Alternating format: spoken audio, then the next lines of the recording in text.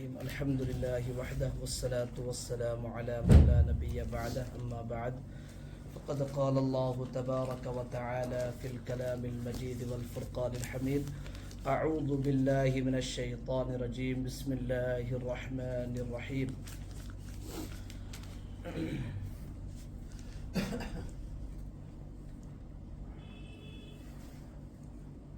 وأن هذا صراطي مستقيما فاتبعوه ولا تتبعوا السبل فتفرق بكم عن سبيله صدق الله العظيم وصدق رسوله النبي الكريم ونحن على ذلك لمن الشاهدين والشاكرين والحمد لله رب العالمين. درود شریف پر سری اللهم صل على محمد وعلى ال محمد كما صليت على ابراهيم وعلى ال ابراهيم انك حميد مجيد. اللهم بارك على محمد وعلى ال محمد كما باركت على ابراهيم وعلى ال ابراهيم انك حميد مجيد. رب اشرح لي صدري ويسر لي امري واحلل عقدة من لساني يفقهوا قولي. رب يسر ولا تعسر ولا تنقص وتمم بالخير وبك نستعين يا فتاح يا فتاح يا فتاح. رب زدني علما رب زدني علما رب زدني علما سبحانك لا علم لنا الا ما علمتنا انك انت العليم الحكيم. ہر جمعرات کو مغرب کی نماز کے بعد یہ مجلس ہوتی ہے. آج بھی اسی مناسبت سے میں آپ حضرات کے سامنے پیش خدمت ہوں. اس مجلس میں پہلے تو مسائل کی مجلس ہوتی ہے، اہم مسائل کی جو ہماری پیش آنے والے ہیں عبادات کے اندر بنیادی چیزیں، جیسے کہ اس مجلس میں بیان کی جا چکی ہیں وضو کے فرائض، غسل کے فرائض، نماز کے فرائض، نماز کی شرائط وغیرہ وغیرہ اور بھی دیگر مسائل. تو آج جو مسائل بیان کرنے ہیں وہ ہے آذان کے متعلق. آذان بھی چونکہ ہماری عبادت کا ایک اہم حصہ ہے، لہذا جو عبادت جتنی اہمیت رکھتی ہے اس کی اتنی ہی کیا ہوتی ہے، فضیلت بھی ہوتی ہے، اور اس کے اصول اور ضوابط بھی تو ہوتے ہیں ویسی، کہ اس عبادت کو جتنا اصول اور ضوابط کے ساتھ ادا کیا جائے وہ ثواب کے اعتبار سے، درجے کے اعتبار سے کامل بن جاتی ہے. تو پچھلی جمعرات کو مسائل میں سے جو مسئلہ بیان ہوا تھا وہ تھا کہ آذان پڑھنے والے کو سب سے پہلے اپنے الفاظ ٹھیک کر لینے چاہیے. اگر آذان دینے والے کو الفاظ ٹھیک نہیں ہے تو اس کو پہلے الفاظ سیکھنے چاہیے، پھر آذان دینی چاہیے. کیوں؟ عام طور پر جو ہے آذان دینے والے جہاں جہاں پر غلطی کرتے ہیں وہ غلطیاں بڑی عام سی غلطیاں ہیں، بڑی مشہور سی غلطیاں ہیں. خاص کر ہماری یہاں اپنی وادی میں ان غلطیوں کو بہت زیادہ کیا جاتا ہے. جیسے کہ اللہ اکبر میں شروع میں جو حمزہ ہے اس کو کھینچنا، اس کو آل کی طرف تھوڑا سا کرنا، ہلکا سا بھی اگر کریں گے اس کا معنی چینج ہو جائے گی. اللہ اکبر کے معنی ہے اللہ سب سے بڑا ہے، اور اگر آل کیا تو پھر مطلب ہو جائے گا کیا اللہ سب سے بڑا ہے. تو گویا کہ اس میں اللہ کی بڑائی میں، اللہ کے بڑا ہونے میں کوئی شک نہیں ہے، بلکہ اللہ ہی سب سے بڑا ہے. تو جب حمزہ لگ جاتا ہے شروع میں، حمزہ یعنی حمزہ کو اگر تھوڑا کھینچ کر پڑھیں گے تو یہ بن جاتا ہے یہ معنی کیا اللہ بڑا ہے. تو شک کے درجے کی چیز آ جاتی ہے، جبکہ اس میں کوئی شک، کوئی کسی کی بات ہی نہیں ہے نا، اس سے معنی خراب ہو گئی. تو مؤذن حضرات عام طور پر جن لوگوں نے آذان سیکھی نہیں ہوتی ہے تو وہ اس غلطی کو کر جاتے ہیں. اسی طریقے سے لاسٹ والی غلطی، لاسٹ والے لفظ بار، اس سے بھی معنی بگڑ جاتے ہیں. تو اس کو بھی کھینچنا نہیں ہے، شروع والے لفظ کو بھی نہیں کھینچنا ہے، حرف کو نہیں کھینچنا ہے، اور آخر والے حرف کو بھی نہیں کھینچنا ہے. بلکہ آذان کے متعلق تو یہ اصول ہے، جیسے کہ حدیثوں میں جس طرز پر آذان آئی ہے کہ وہاں جہاں پر بھی آذان کا ذکر آیا حدیث میں کہ آذان کے آخری لفظ کو سکون کے ساتھ پڑھتے ہیں، جزم لگا کر پڑھتے ہیں. یعنی اگر پیش ہے تو جزم، اگر زبر کہیں پر آئے گا تو جزم، اگر زیر کہیں پر آئے گا تو جزم. تو آزان کے ہر کلمے کے آخری حرف کو کیا کرنا ہے؟ جزم دینا ہے نا، سکون کرنا ہے. تو ظاہر سی بات ہے جب بار پڑھ لیا ہم نے تو ہم نے تو الف بڑھا دی ہے نا. تو اس لیے اللہ اکبر یہ ہے. عام طور پر جو ہے نا اس کو گنگنانے کی کوشش کرتے ہیں مؤذن حضرت، گنگنانے کی. انہیں جیسے مطلب کہ گانا گانے میں نا تھوڑا آواز گنگنائی جاتی ہے. آزان کو گنگنا کر پڑھنے کی ضرورت نہیں. ہاں آزان دیکھو آواز تو من جانب اللہ ہوتی ہے، اللہ کی طرف سے کسی کی اچھی آواز ہوتی ہے، اس میں انسان کا اپنا دخل نہیں ہوتا ہے. جس کی جیسی آواز ہے تو ویسی ہے. ہاں الفاظ صحیح کرنے میں انسان کا دخل ہے کہ اگر الفاظ غلط پڑے گا تو پھر جو ہے ایک تو گناہ بھی ملے گا اس کو، اور آزان بھی بعض مرتبہ صحیح نہیں ہوگی ہے نا. تو ایک تو یہاں پر غلطی ہوتی ہے. دوسری غلطی کہاں پر ہوتی ہے؟ اشہدو. تو پڑھا کیا جاتا ہے عام طور اشہدو. اشہدو اشہدو کے معنی ہے بہت سخت، بہت سخت. اور اگر ہا پڑھیں گے تو اس کا معنی ہے میں گواہی دیتا ہوں بن جاتا ہے. پھر انہیں جب اشہدو صاف پڑھیں گے اشہدو تو پھر کیا بن جائے گا؟ میں گواہی دیتا ہوں، میں شہادت دیتا ہوں، گواہی دیتا ہوں. لیکن اگر اشہدو پڑھ لیا تو پھر مرجے کہ سخت، تو معنی بگڑ گیا اس سے بھی. تو یہاں یہ بھی وہ جگہ ہے، وہ مقام ہے جہاں پر عام طور پر غلطی ہوتی ہے نا. اور بعض مرتبہ مؤذن کو پتہ بھی ہوتا ہے لیکن خیال نہیں رکھتا ہے، خیال نہیں رکھ پاتا ہے اور اشہدو کی جگہ اشہدو پڑھ لیتا ہے، جس سے بہت معنی بگڑ جاتے ہیں. ٹھیک. اسی طریقے سے یہاں پر یہ اللہ الہ، بہت سارے حضرات ان لا الہ پڑھتے ہیں، جبکہ یہاں پر جو ہے نا حمزوں کو ملانا کس کے ساتھ؟ لام کے ساتھ. نون کو نون سائلنٹ ہی رہے گا، نون کو پڑھنا نہیں ہے. اشہدو ان نہیں پڑھنا بلکہ ال. تو یہاں پر بھی عام طور پر غلطی ہوتی ہے.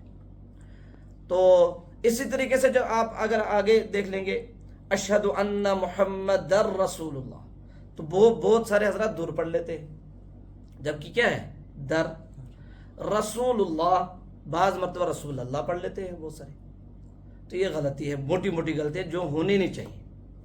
اسی طریقے سے جو آگے آپ چلیے حی علی الصلاۃ، حی علی الصلاۃ، اس پر بھی غلطی ہو جاتی ہے، چاہے تکبیر میں چاہے آذان میں. آذان میں کیا غلطی ہوتی ہے؟ یہاں پر آذان میں یہ غلطی ہوتی ہے کہ آئین چھوٹ جاتا ہے، آئین ہمارا چھوٹ ہی جاتا ہے. بہت سارے حی علی الصلاۃ، حی علی الصلاۃ، اس نے کوئی آئین پڑھا؟ مت پڑھا آئین، حالانکہ آئین ہے اس میں. حالانکہ اس کو لگ رہا ہے کہ مجھے کوئی غلطی ہوئی نہیں، لیکن اس نے بہت بڑی غلطی کی، ایک حرف کو اس نے چھوڑ دیا ہے. تو اصل لفظ کیا ہے؟ حی علی الصلاۃ، حی علی الصلاۃ. حی ایک تو تشدید بھی پڑھنی ہے اور عین بھی پڑھنا ہے، عام طور پر پڑھا نہیں جاتا ہے. حی علی الصلاۃ میں بھی اور حی علی الفلاح میں بھی عین چھوٹ جاتا ہے. اور تکبیر میں کیا ہوتا ہے؟ تکبیر میں حی علی الصلاۃ، حی علی الصلاۃ پڑھتے ہیں. یا لاسٹ میں بھی حی علی الصلاۃ، حی علی الصلاۃ. صلاۃ دیکھو یہ قاعدہ ہے تجوید کا قاعدہ کہ وقف کی صورت میں، رکنے کی صورت میں جو ہے نا گول تا جو ہوتی ہے وہ ہا میں چینج ہو جاتی ہے. وہ کس میں چینج ہو جاتی ہے؟ ہا میں. جیسے جاریتن تو جاریہ، عاملتن عاملہ، ناصبتن ناصبہ، قارعتن قارعہ، حاقتن حاقہ، ہے نا. یہ جتنی بھی مثالیں میں نے پڑھی نا یہ سب قرآن کی آیتیں ہیں اور آخر میں گولتا ہے، آخر میں گولتا ہے. جس طریقے سے ہم القارعۃ پڑھ کے ہم وقف نہیں کر سکتے، یہ وقف کا طریقہ نہیں. اسی طریقے سے ہم حی علی الصلاۃ پڑھ کے ہم وقف نہیں کر سکتے. بس سیم جو یہاں پر قاعدہ ہے وہ حی علی الصلاۃ میں بھی کیا کرنا ہے؟ پھر کرنا ہے حی علی الصلاۃ، حی علی الصلاۃ. تو اسی طریقے سے جو قد قامت الصلاۃ، اس میں بھی کیا ہے؟ یہاں پر بھی پڑھتے ہیں وہ سر قد قامت الصلاۃ، قد قامت الصلاۃ غلط ہے. اور یہاں حی علی الصلاۃ اور حی علی الفلاح میں ایک بہت بڑی غلطی ہوتی ہے عام طور پر. وہ کیا؟ حی علی الصلاۃ میں تو ہم نے سیدھا آئین کے بعد جو لام ہے اس کو ملایا ہم نے سیدھا صاد کے ساتھ، الصلاۃ، ہے نا؟ بہت سارے حضرات پڑھتے ہیں الصلاۃ، کیا پڑھتے ہیں؟ الصلاۃ، جبکہ یہ بھی کیا ہے؟ یہ قاعدہ بھی تجوید کے ساتھ ہی تعلق رکھتا ہے، یعنی حروف قمری اور حروف شمسی جو نورانی قاعدے میں ہوتے ہیں، کہ حروف قمری میں کیا کرنا ہے؟ حروف قمری میں صرف لام پڑھا جائے گا، الف نہیں پڑھا جائے گا، وہ ایک حروف قمری میں لام پڑھا جائے گا۔ تو حی علی الفلاح میں حروف قمری ہے اس لیے لام پڑھیں گے، اور حروف شمسی میں کیا ہوتا ہے؟ الف بھی چھوڑ دیتے ہیں، لام بھی چھوڑ دیتے ہیں، پہلے والے حرف کو بعد والے حرف کے ساتھ ملا کر پڑھتے ہیں۔ تو حی علی الصلاح میں حروف شمسی ہے، حرف شمسی، اور حی علی الفلاح میں کیا ہے؟ قمری۔ تو جہاں پر شمسی ہے وہاں پر دونوں کو چھوڑ دینا ہم نے، الف کو بھی اور لام کو بھی سیدھا صاد کے ساتھ ملانا ہے نا؟ حی علی الصلاح شمسی میں لام کو کس کے ساتھ ملایا؟ حالانکہ اصل تو ہے الصلاح، لفظ ہے نا الصلاح، لیکن کیا پڑھیں گے؟ للصلاح، الصلاح، یہ۔ تو حی علی الفلاح میں قمری، وہاں پر لام پڑھیں گے۔ تو یہاں پر کیا ہو جاتا ہے؟ تھوڑا سا ان کو شبہ ہو جاتا ہے، بعض حضرات کو ان کو لگتا ہے جب حی علی الفلاح پڑھا تو یہاں حی علی الصلاح ہے اس لیے پڑھ لیتے ہیں، حالانکہ ایسا نہیں ہے۔ وہاں پر حروف شمسی کا قاعدہ ہے، یہاں پر حروف قمری کا قاعدہ ہے۔ صحیح ہے حی علی الصلاح، حی علی الصلاح، حی علی الفلاح، حی علی الفلاح، یہ ہے نا؟ تو یہ تو اصل تھا کہ آذان پڑھنے والے کو سب سے پہلے آذان کے الفاظ سیکھ کر پڑھنے ہیں، سیکھ کر، ہے نا؟ لیکن ہمیں ایک بہت بڑی بدقسمتی ہے، بدقسمتی کہیں گے ہم اس کو، پتہ کچھ بھی نہیں ہے، پتہ کچھ بھی نہیں ہے، لیکن میں اپنے آپ کو سب سے بڑا عالم سمجھتا ہوں۔ حالانکہ دین ایک وسیع چیز ہے، وسیع چیز۔ اس دین کے متعلق کوئی بھی یہ نہیں کہہ سکتا کہ میں عالم ہوں۔ میں نے دیے ہیں، میں نے اپنی بات کروں گا، میں اور کسی کی بات نہیں کروں گا۔ میں نے 15 سال دیے مدرسے میں، کتنے سال؟ 15 سال۔ لیکن مجھے ابھی بہت سیکھنے کی ضرورت ہے، میں اپنے آپ کو یہ سمجھتا ہوں مجھے بہت سیکھنے کی ضرورت ہے، کیونکہ جس دن مجھے یہ ذہن میں آئے گا کہ میں نے بہت کچھ سیکھا ہے، وہ شیطان میرے پر حاوی ہو گیا ہوگا اس دن، وہ شیطان نے مجھ پر قبضہ کر لیا ہوگا اس دن، جس دن مجھے یہ کہنے لگ جاؤں گا کہ میں بہت کچھ جانتا ہوں، مجھے سیکھنے کی ضرورت نہیں ہے۔ سمجھ لینا چاہیے انسان کو کہ میں شیطان کے انڈر آ گیا، کیونکہ جاہل انسان دو وجہ سے رہتا ہے، یا تو اپنے آپ کو بہت بڑا عالم سمجھنے کی وجہ سے، کیونکہ جب یہ عالم سمجھ رہا ہے تو اب تھوڑی یہ سیکھے گا، اس کو کیا ڈال دیا پہلے ذہن شیطان نے کہ تجھے تو بہت آتا ہے، اب اس کو سیکھنے کی ضرورت ہے نہیں ہے، مت ہے؟ جب سب کچھ آتا ہے تجھے تو اب سیکھنے کی کیا ضرورت ہے؟ شیطان نے یہ کام کر لیا، پہلا کام تو بس جس کے ذہن میں یہ شیطان نے ڈال دیا نا تجھے بہت کچھ آتا ہے، تو بس وہ علم نہیں سیکھ سکتا، وہ جاہل رہے گا اور پکا جاہل رہے گا۔